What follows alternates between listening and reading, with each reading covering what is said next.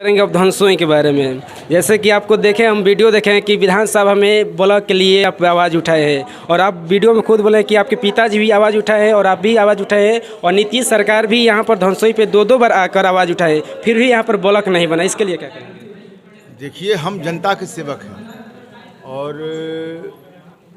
धनसोई को ब्लॉक बनाना मेरे जेहन में है। लोग समझते हों कि विश्वनाथ राम राजनीति कर रहा है और राजनीति की भूमिका में इसके पहले बहुतेरे विधायक हुए।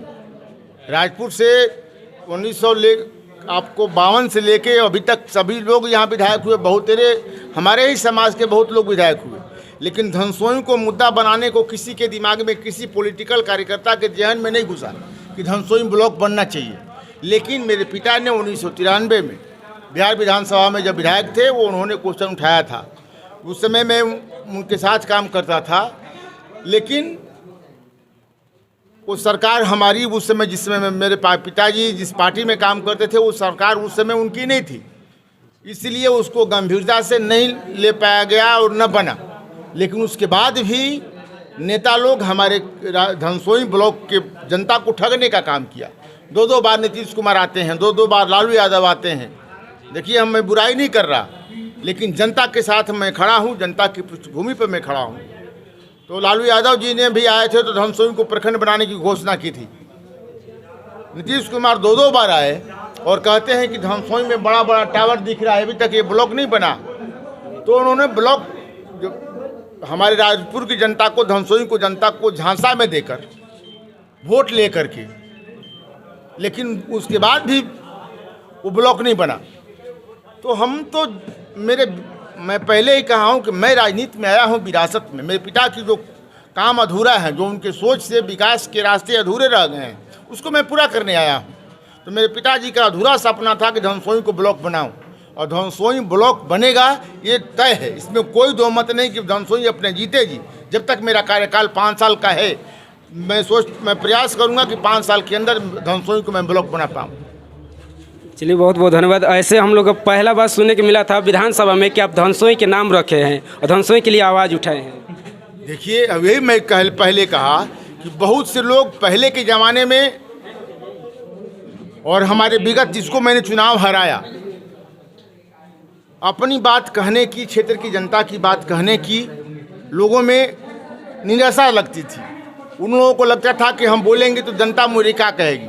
लेकिन मैं जनता के बेस पर, मैं गरीब आदमी हूँ, जनता के जो मुझे आशीर्वाद दिया है, एक गरीब को जनता ने आशीर्वाद दिया है, तो मैं उसका ऋणी हूँ जनता का।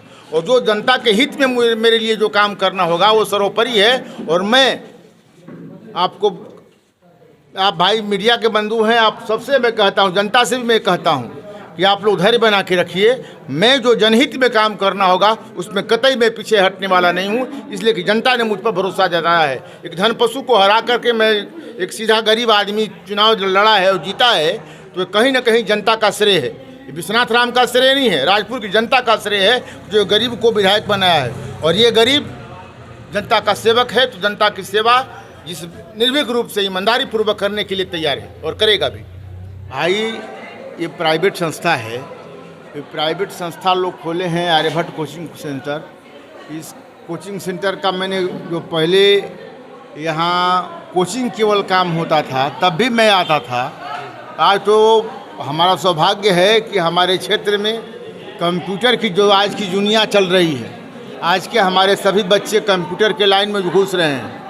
तो आज के हर पहलू पर ये कंप्यूटर अनिवार्य हो गया है। और हमारा क्षेत्र सुदूर देहाती है और इस क्षेत्र में खुला है कंप्यूटर के लिए, हमारे बच्चों ने खोला है, मुनीब ने। इसको मैं अपने आप से धन्यवाद देता हूं कि हमारा छोटा भाई भी है ये, और इन्होंने हमारे क्षेत्र में ये व्यवस्था खोला है। उनको धन्यवाद देते हुए, आशीर्वाद देते हुए कहूँगा कि ऐसे हमारे क्षेत्र के होनहार बच्चों को रोजगार के अग्रसर ये भूमिका निभाएगा। इनका कंप्यूटर का जो सेंटर बनेगा, आगे हमारे बेरोजगार बच्चों को रोजगार करेगा।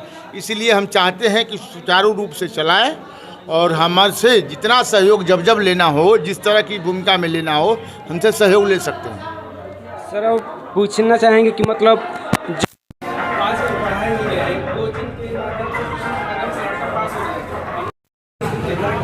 सरकारी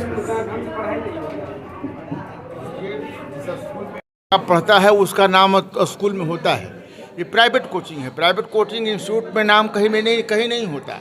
आप जितना भी प्रयास करिएगा, जैसे कि प्राइवेट कोचिंग सेंटर खुल गया, अभी जो भी यहाँ के बच्चे यदि कंप्यूटर की दुनिया में आगे बढ़ते हैं, जैसा कि आप लोगों ने सुना होगा, कंप्यूटर की दुनिया में भारत का ही एक लड़का था जो पूरे विश्व में कंप्यूटर को मैंने मोबाइल को हैक कर लिया था, वो भी हमारे ही देश का लड़का था।